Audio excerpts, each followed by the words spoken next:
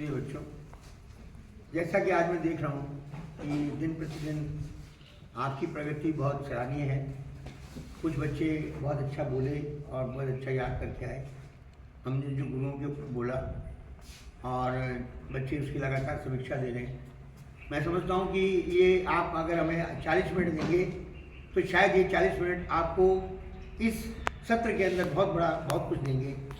इसके साथ साथ आपकी पढ़ाई की भी होती जा रही है, आपके सब्जेक्ट भी कवर हो रहे हैं। और मुझे लगता है कि फर्स्ट ईयर पंजाबी का तो लगभग हमने सारे सब्जेक्ट कवर कर लिए हैं, सारे गुरु हो चुके हैं उनके, और अब हम शायद 7वें गुरु पे चल रहे हैं और अब सेकेंड ईयर का कोर्स को हम टच करने जा रहे हैं। और इसके साथ साथ फर्स्ट ईयर की बात है कि हमने उनके जो साहित्यकार हैं, उनके कवि हैं, उनको भी टच कर दिया है। तो आपका इस 40 मिनट के बैठने के अंदर डबल प्रकृति हो रही है। एक तो आप सुन रहे हैं, एक आपको भाषाई संवाद याद हो रहे हैं, और एक आपको बोलने का लहजा पड़ रहा है, और एक आपका सामान्य ज्ञान विकसित हो रहा है। इसके साथ साथ आपने अभी ब्रह्मांड के बारे में सुना, आपको पूरा जियोग्राफी के बारे में बड़ा विस्तृत ढंग से बताया गया। हिंद महासागर, एशिया के बारे में, अफ्रीका महासागर और आज का टॉपिक, ये तीनों टॉपिक इतने महत्वपूर्ण हैं जो फर्स्ट ईयर, सेकेंड ईयर और थर्ड ईयर तीनों के काम आएंगे। लेखन में भी काम आएंगे, पढ़ाई में भी काम आएंगे, कंपटीशन में भी काम आएंगे। इसी प्रकार से अभी अगर मैं कहूँ तो जूलॉजी का देखिए, आपको एनीमिया के बारे में बताया गया, मलेरिया के बारे में बताया गया, आपको बेसिक स्ट्रक्चर बताई गई कि सेल क्या होता है। मनुष्य की जो मनुष्य का जीवन है, चाहे वो सेल मानवीय हो चाहे वो प्लांटेशन का हो, सेल की बेसिक कॉन्सेप्ट एक से होती है। तो एक हम छत के नीचे सारे ज्ञान को हम ले रहे हैं, वहीं पर हम ज्ञान भी ले रहे हैं, वहीं पे हम अपनी जियोग्राफी के बारे में भी जान रहे हैं, वहीं अपनी साहित्यिक गतिविधियों को भी जान रहे हैं। सिर्फ आप लोगों को मनन करने की जरूरत है। जो बच्चे यहाँ पर बैठकर जितना भी सुन लेंगे तो भविष्य के अंदर उन्हें साकारता मिलेगी, वो भविष्य के अंदर आगे बढ़ेंगे।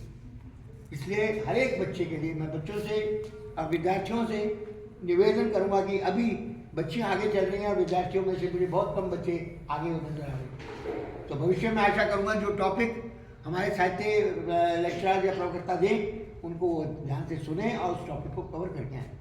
यही नहीं, हम ये भी चाहते हैं कि आपके इस विकास के साथ साथ आप अनुशासित भी हों, और जिस प्रकार से हम जैसे बोलते हैं थोड़ा सा लहजे के अंदर, मैं उनके क्लास टीचर से चाहूँगा जैसे वो किसी गुरु के ऊपर बोल रहे हैं तो एक बार वो उन बच्चों के बारे में कहीं वो कमी रह जाती है, स्पीच की डिलीवरी में कमी रह जाती है या कोई डेट के अंदर कमी रह जाती है, तो उसको एक बार समराइज करके एक बार उनको क्लास में बताने का श्रम जरूर करें।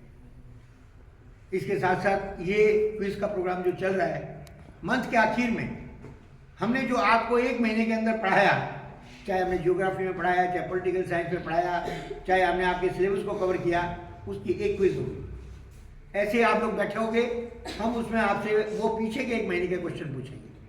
जो बच्चा सर्वाधिक बताएगा क्वेश्चन, उसको हम अवार्ड करेंगे। मंथ के अंदर एक गोष्ठी होगी और हम ये देखना चाहेंगे कि हमारे कितने बच्चे उसको मनन करते हैं, कितने बच्चे उसको याद करते हैं। या हम गोष्ठी को सुन के यूँ ही निकाल देते हैं, उस बच्चे को हम अवार्ड करेंगे। हर मंथ जो आज तक का पीछे का पढ़ा दिया गया है उसके ऊपर एक गोष्ठी रखी जाएगी, और उस गोष्ठी के ऊपर अपने अपने विचार जो बच्चा टॉप करेगा उसको हम अवार्ड। मैं बच्चियों का थैंक्स करता हूँ, और आज इस बच्ची का थैंक्स करता हूँ कि उसने इतना बड़ा जो है उसको कंठस्थ याद था। होता है थोड़ा बहुत आदमी भूल जाता है, शुरुआत के दिन है। बहुत अच्छा प्रयास है और बड़ा सराहनीय प्रयास है। सभी से मैं निवेदन करूँगा कि वो इसके अंदर आगे से आगे हिस्सा ले।